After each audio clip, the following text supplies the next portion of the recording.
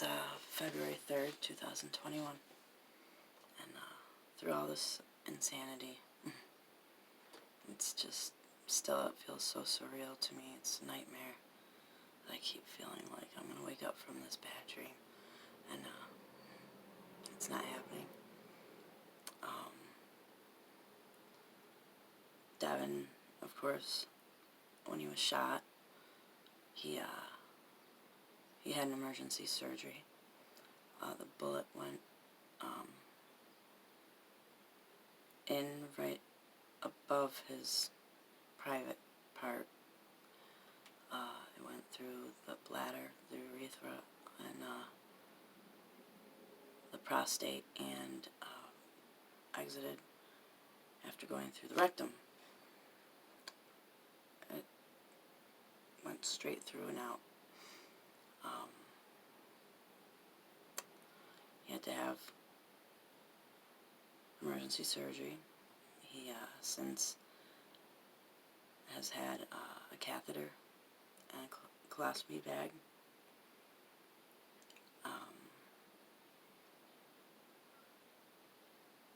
He was only on pain meds for 2 days. He told them that he didn't want them anymore. They had him on a fentanyl drip. Strong kid. He's 27, but he's still my baby. He didn't want to be into that drug thing. He would rather deal with the pain than have those kind of highly addictive, horrible drugs going in his body. And he settled with Tylenol. He got out, let's see. It's hard for me to even, I'm having a hard time, like, processing still and remembering things, and my mind is just up in the clouds somewhere, maybe hanging out with Bill.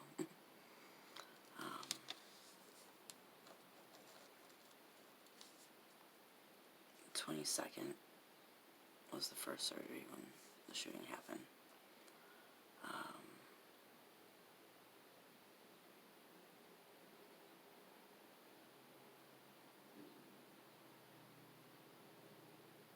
He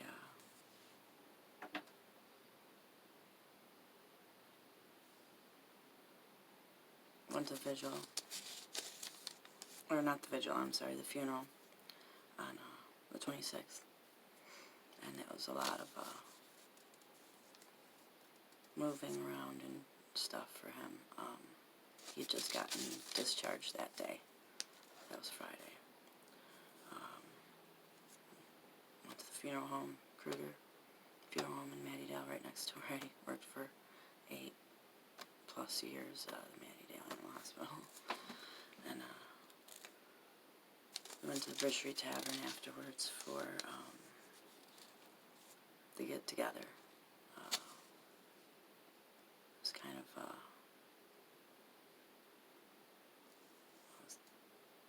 sad, ironic thing that that's where we had our wedding reception, and then that's where I was at a gathering to celebrate his life in death. Sick. It's just twisted. It's a horrible reality. The next day, 27th, Devon had a lot of pain and a lot of bleeding going on. It was pretty much pouring out of him. And so he decided to go to the emergency room back at Upstate. And actually it was something that pissed me off greatly. And he was in the waiting room, and literally for an hour, and he's bleeding all over the chair. It's going onto the floor. It's just pouring out of him, just blood everywhere.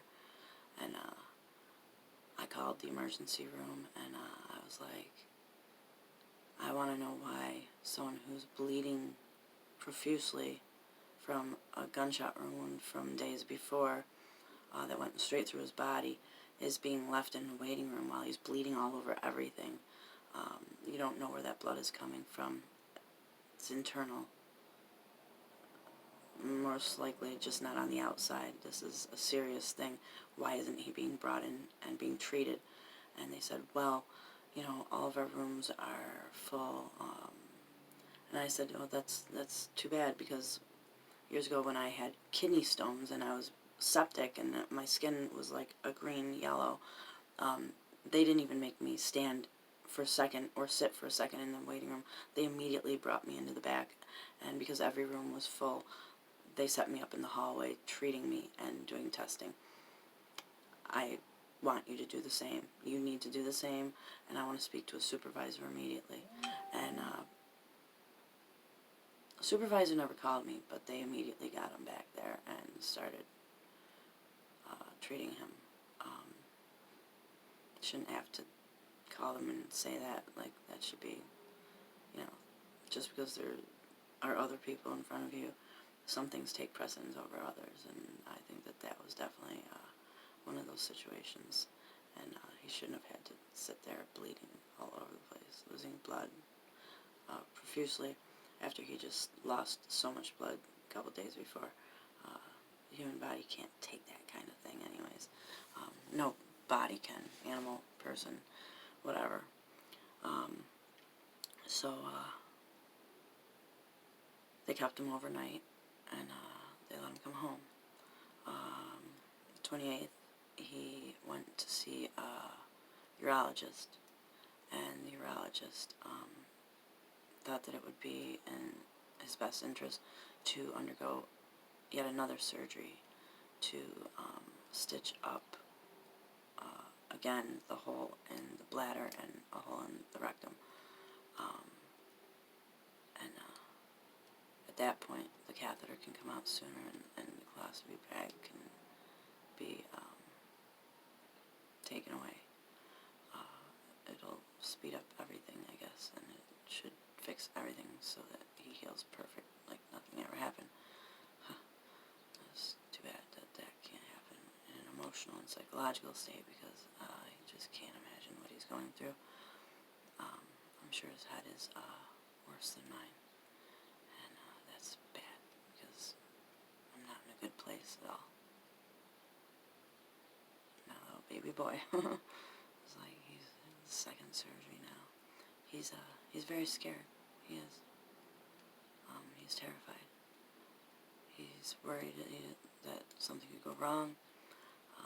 He doesn't want to go through this again, and he's worried if they're going to be working on the same wounds, where the trauma of it all is for a second time. Is that going to be something that's going to give him more pain than the first time did? He doesn't want to be in that pain. He doesn't want to take the meds. He's just, you know, like everybody else, wants this to just be over. So his first daughter's mother is going to drop him off, and this week, after he was discharged the first time, and I wanted to see him when he first got shot, the day after he was discharged from that, due to COVID, they weren't allowing any visitors, but now they are allowing one visitor. So I asked him to tell the nurse to have my number so that when he gets out of surgery, she can let me know how he is, and give me a time that I can come up and be with him when he's done with that recovery process. Still can't believe this. It doesn't feel real. I can't imagine what he's going through in his head. He's a tough-ass kid. He's a lot like his father. Thick-headed, just stubborn, and he doesn't talk about too much stuff if it's like, you know. Of course, we still have no clue what's going to happen with this Bill Kratz. Like I had said, and I'm not sure, I think I deleted that video. Oh yes, I deleted the video that explained in detail everything that happened that night. I'm going to make a new one, but I had to take it down because Bill Kratz, his wife, Alicia, his children were commenting in the comment section, and pretty much said that they hope that he rots in jail, and that it was like reasonable and just for Bill being shot and killed.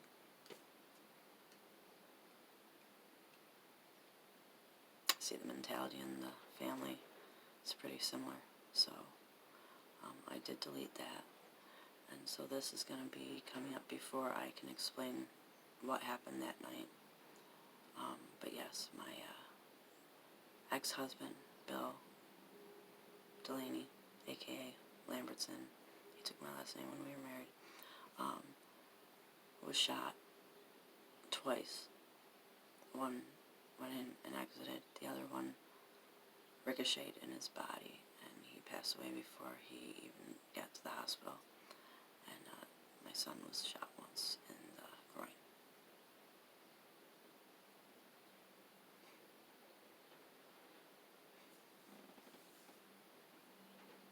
I'm not sleeping very well, as you can see. I don't feel very well. I think now I'm catching some sort of something, I don't know, my throat's kind of scratchy. It's been very bitter cold in Syracuse, and everything's frozen. And I love my son very, very, very much, and I hope everything goes good for him. I pray to God that he heals like new.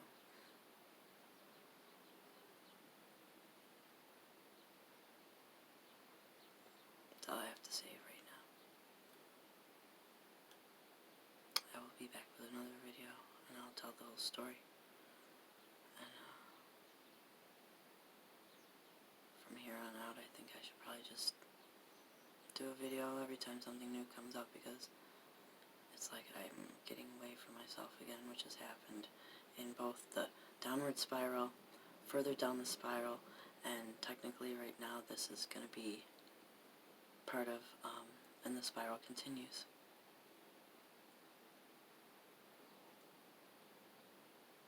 Alright. Ta-ta for now.